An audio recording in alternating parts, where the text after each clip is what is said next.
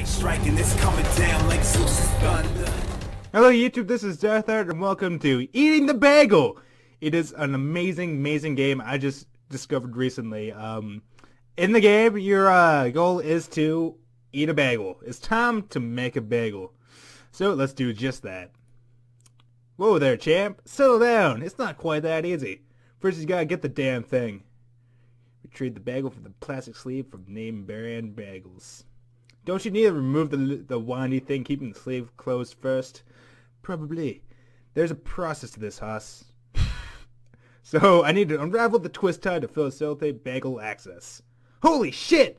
One end of the windy thing lashes out at your finger. It's a super venomous snake, and only thanks to your keen reflexes that you narrowly dodged a one-way trip to Deadtown. You don't want to go there. Better be careful from here on out, you hasty son of a beep. You can read that.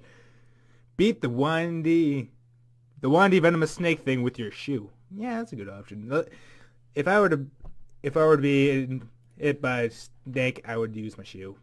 You fool! The windy venomous snake thing is pretty much immortal, as any guardian such precious goods should be. It looks pretty pissed.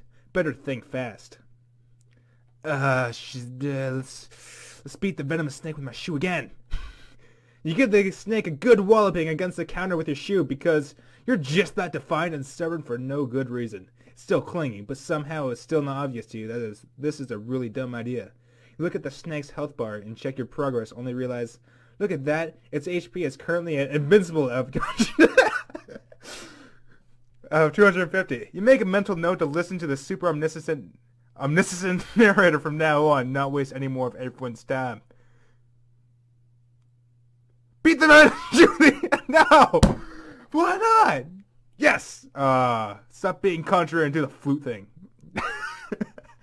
Aha! Success! Your impressive mastery of the trusty woodwind companion you keep on you at all times allows you to lay down just the right tunes to lull the snake into a hypnotic state.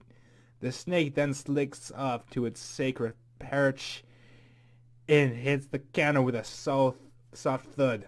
Nice. You are, after all, a snake tamer by profession. It's kind of dumb you didn't think of it sooner, you impulsive brute. Make a bagel. Because taking out the windy thing totally means you can already open the bag and retrieve the bagel, right? I honestly can't believe how little you're making. But I can't read right now. I'm thinking things through right now. Open the sleeve. Yeah, that's more like it. The thin plastic, unsurprisingly easily manipulate. Is unsurprisingly easy to manipulate with your dexterous flute-wielding fingers. The open end of the bagel sleeve lies agape, tantalizing you. Well done. Do you know what to do next? Finally retrieve the bagel. Da-da-da-da! Taking a moment to reflect on how far you've come, you begin retracing the many tribulations of your journey so far. You feel you've matured a lot, and likewise feel like a total adult. You spend a few minutes thinking about how proud your dear sweet daughter will be when you return from your now absurdly successful conquest. You then spend the better part of 10 minutes composing a ballad for your beautiful child, that you will regale her with tales of her father's valiant struggles and numerous hardships. Yes, it's perfect. Time for action now. You reach into the sleeve for the precious circular bread artifact. You can almost feel the smooth yet grainy texture of the bagel's crush on your fingertips. Grab the bread. Do it! Yikes! Just before you make contact with the bagel, all the bag's contents dematerialize in a startling flash of green light. The space that the bagels once occupied flickers with what appears to be a greenish electric residue before the sleeve settles on your hand. Way to go, stupid. You took too long, and now you must pursue the bagel into the super venomous snake person dimension in order to continue. The patient, understanding narrator kindly informs you that the portal is in the fridge. Kinda like a Way Deadlier Narnia. Now, this, you're so done. What? You can't seriously give up now. Go home. Christ almighty. I don't think so, bub. Don't be a dick about it. Don't be a dick about all you like. You and I both know what comes next. You're gonna pick up your trusty scimitar from the top left cupboard. I do like scimitars, so let's do it. You open up the top left cupboard and immediately spot the bejeweled hilt of your trusty scimitar. Lying beneath a sleeve, you nonchalantly realize it's full of bagels coated in poppy seeds. Yuck! You slip the sword free and take a moment to appreciate its beauty. Oh yes, curvy, sharp, and exotic as ever. You always told people that you like your swords how you like your women. You get the feeling they're usually pretty charmed when they're not busy being offended. No matter, you have absolutely everything valuable and relevant to making bagels from the cupboard. Time to battle some snake dudes in that fridge. No, wait. Actually, grab the bagels in the cupboards. The poppy seeds are fine. It's just fun. Let's open the fridge and fight the snake dudes. Mosey on over to this fridge and give the handle a solid tug. As is often the case with fridge doors, it glides open as smoothly as curling grain on freshly zambonied rink once the initial magnetized mechanism securing it shut is overpowered. So you imagine anyway. Despite your profession in the arid lands from which you hail, you feel you have plenty of business knowing about zambonis, rinks, and fridges. It's your personal belief that cold is totally great. And if your profession didn't mandate that you stay in a climate that's hospitable to the cold-blooded slither things you tame, you'd be all over someplace chilly and wonderful like Canada. Boy, do you think Canada is great. As fate, that cruel mistress, would have it, though. You're stuck in hot places where snakes can live. You know, as opposed to cold places where snakes can't live. A wave of chilly air hits you moments after the gateway to the snake people's icy lair swings open, breaking you free from these completely unrelated thoughts. You have a job at hand. As odd as that job may be, you're totally the man for it. The snakes in the fridge aren't going to know what hit them. Literally, they'll be hypnotized. It's time to enter. Look at the fridge to figure out how the hell you're supposed to enter it. I am wondering this too! Does it really need to be said that the contents of the fridge are not in fact varied deli meats and cheeses on shelves, but a dimly lit cavern with a vaguely discernible pinpoint of light denoting a possible exit? Absolutely everyone except for me just inferred this on their own, like big boys and girls, and entered the fridge all the same, if not more efficiently. And most of them didn't even have starving daughters to rush for. Step up your game, man. More urgently, though, step up and into the fridge. There are snakes to tame and bagels to get. Right in the comments! Did you know about that? Did you know there was a dimly lit cavern in there? I didn't. You squeeze into the ice block and start making your way down what turns out to be a refreshingly straightforward cavern towards the gradually expanding spot of light in the distance. The dimly glistening cavern floor is slick with icy residue, but this is no problem for someone who watches as much curling as you. As you come closer to the exit, you are able to discern that the opening leads to a wider, pristine white corridor, with torches lining the wall, all burning in a bluish tint. You can also make out the unmistakable figure of a hideous, brutish snake man. Almost impossible to differentiate from a lizard man, as you imagine it might look like, due to a freakish presence of limbs jutting out from his torso. He is leaning nonchalantly against the wall in what you presume to be a traditional warrior armaments of his chimeric snaky kin, bare but for leather straps holding fast the steel plates on his shoulders and chest, less than an arm's length away from his trusty and mighty axe of tamer decapitation, which rests against the cavern wall, in a manner similar to its owner. Look at him, all acting like you're not a threat by maintaining his leisurely stance, even after you're clearly in sight. In fact, he hasn't even budged or lifted his windy neck to give you a glance. What a jerk. It's as if he knows you're a big wuss with everything to prove. That's it. You're totally gonna show him how tough and manly you can be by instigating with the fluttery song of your sparkly flute of non-violent conflict resolution, the sole of your shoe, or your trusty scimitar. But we both know how well the shoe worked out for the last guy, so let's use the trusty scimitar. Ah yes, your second deadliest weapon. Your trusty blade seldom lets you down. You can hardly imagine this scenario will be any different. You strike a dramatic pose, and in a similarly dramatic fashion, you hurl it across the room towards your slithery opponent. At last, the blade clinks noisily against the cavern floor as it falls way between you and the lizard man. Curses! If only you had finished that 20th pull-up from gym last week. your blade would surely have landed true. Also, if it hadn't flown like 45 degrees in the wrong direction. Oh well, you better just pick it up after you dealt with the Snake Man. You better have a weapon up your sleeve anyway. Let's beat it with my shoe. End. No! Do the food thing. Let's lose some choice toots on the old reliable. While they sound super cool and echoey in the cave, the Snake Man remains unfazed. In your heated confusion, the calm and omniscient narrator calmly and omnisciently informs you that Snake Man possessed just enough man attribute to resist the mystical suggestions of the flute.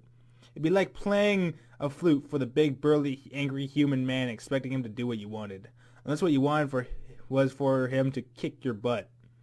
He also expresses that he honestly thought you would have come armed with that information, considering that this is something every snake tamer worth his beans knows by heart. You were humbled by his scolding, and resolved not to fail this totally sweet and generous narrator who has given you so much, and probably has bigger muscles than even the Snake Man. You fight back your tears of embarrassment, acknowledge your last option. Beat the Snake Man with my shoe. It's clobbering time! Except this time, clobbering time involves the big green guy getting clobbered instead of the other way around. You begin to slide toward the Snake Man with all the grace of a sock-footed kid on the school gym and raise your shoe with your trusty clobbering hand. Damn! The icy floor is cold on your one bare foot. He still hasn't moved. What guts! The moment of truth nears more and more with every slippery stride. Adrenaline pumping, you swing down the hammer of justice and make sweet contact with the side of his narrow head. Whoa, mama! You sure feel like a badass. If snakes can get shiners, this guy's gonna be the mayor of Shiner City. Probably. Small victories aside, you realize all too late that your powerful strides have bestowed you with a great deal of forward momentum, and the ice doesn't really care that you'd rather stop now. With nary a moment to brace yourself, you inevitably careen into the Snake Man and the wall soon after, thereby becoming similarly inducted as the ranked official in Shiner City. Both brave combatants fall to the floor in a clump. After spending a few minutes dazed and incapacitated on the floor, you steady yourself and get ready to appraise the fruits of your brave endeavor. It's time to check out the Snake Man. Yep, he's totally dead. Like, not even joking. This guy got a one-way ticket to that dead town you've been hearing about.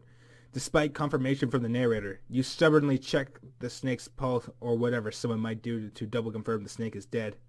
Oh yeah, this son of a beep is plenty dead, alright. You take a moment to marvel at the success of your plan, as well as feel super good about how absurdly strong you apparently are. You think for a moment that you might have some kind of sudden weird hang-up about taking a life, but you steel yourself with the assurance that nothing great is achieved without sacrifice. You have a bagel to make, and it's time to move on. Push forward into the white corridor. As far as places to have adventures go, you have to admit that this place has a pretty cool ambience to it. The white stone segments comprising the entirety of the hallway itself are coated with a similarly ice residue of the cavern, and the ceiling and the walls meld together in an arch. The glossiness and roundedness of the hall combine to evoke a likeness to walking down the gullet of some massive serpentine entity. And not gonna lie to you, I'm not gonna lie, you're feeling more than a little spooked. Tough it out and keep on exploring. This is by far one of the greatest adventure games I've ever played. So, in case you aren't sold on this yet, you have to play this for yourself, because I'm showing you just what I haven't seen. And it's really good. You push forward regardless, only to find your fear ebbing in favor of curiosity. As you navigate the corridor, you are spotting many motionless snake men lying both against the wall, similarly to the one you saw in the cavern straight up on the ground.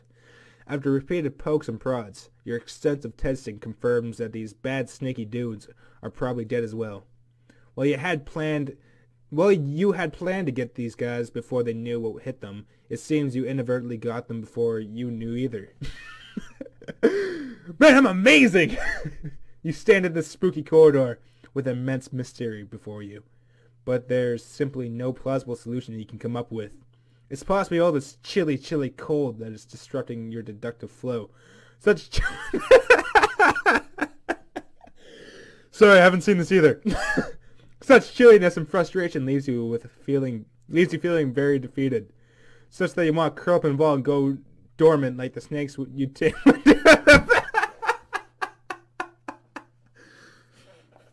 Curl up into a ball and go dormant like the snakes you tame would do if they were ever in cold conditions without the sun. You feel oddly close to the cold-blooded snake you tame in the moments. Even in the face of this unbreakable mystery, find some small comfort in that. You will try to remember this when you return. Driven now by a desire to end this journey, you escape the colds you so often fantasize about more than a desire for toasted bread circles. You continue down the hallway of bluish flames and limp snake men until you finally reach what appears to be in the end. The apparent end constitutes a vast set of wooden doors. You should know very well what to do at this juncture. These big-ass doors give you one hell of a time, but after a great deal of heaving and panting, you manage to pull one of them open. Bending over to catch your breath, you immediately notice a drastic shift in the flooring beyond the door. Much to your surprise, it's tiling. Tiling that you're not terribly unfamiliar with at that. March on in and figure what the beep is up. You march on in to figure out what the beep is up.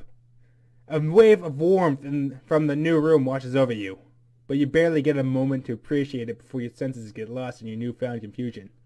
White and black checkered flooring, granite countertop, wooden cupboards, and wait for it. Yep. Beep! Big old smug-ass fridge standing along the wall to your right. It's the same kitchen you left on. But on the table where the once deflated bag, there is a covered serving tray. You get the sinking feeling in your gut as you make your way over to the tray, knowing as well as any of us at this point what's underneath it. Lift the goddamn tray cover already. God damn it! On the counter next to the tray, you find a sheet of Hello Kitty parchment and a bit of writing on it. It's very clearly your daughter's handwriting. Apparently there's also a bagel. Daddy, I'm sorry, but I got hungry and made some breakfast. I waited for you, but Elmo ended and I went in the kitchen. You weren't there, so I made it and left one for you. Love, your dear sweet daughter. You could not make the bagel. Accept your failure and move on. You fail miserably to do either of those things. Unable to comprehend any other option, you curl up in the fetal position and lay there indefinitely. Hours later, you waken to your daughter, who is prodding you with the flute to see if you're alive. She informs you that you missed dinner. You resume the fetal position once again indefinitely. Man, I suck. So, this was... Okay, let's just go bleep. This was Eating the Bagel by Anonymous. This is basically, it perfectly shows how I would make a bagel. Because as you know from watching my videos, I am incompetent. So it's time to make a bagel. Eating the Bagel by Anonymous. Thank you, Anonymous. You were freaking hilarious. I encourage everyone to give it their own play. I'll link to it in the description below. And thank you for watching. If you like this video, please like, comment, and subscribe. And I'll see you next time. Peace. We are currently in the hyperdrive. Live long and prosper to my niggas in my enterprise. Remember, I hope you did it what you expect to fly.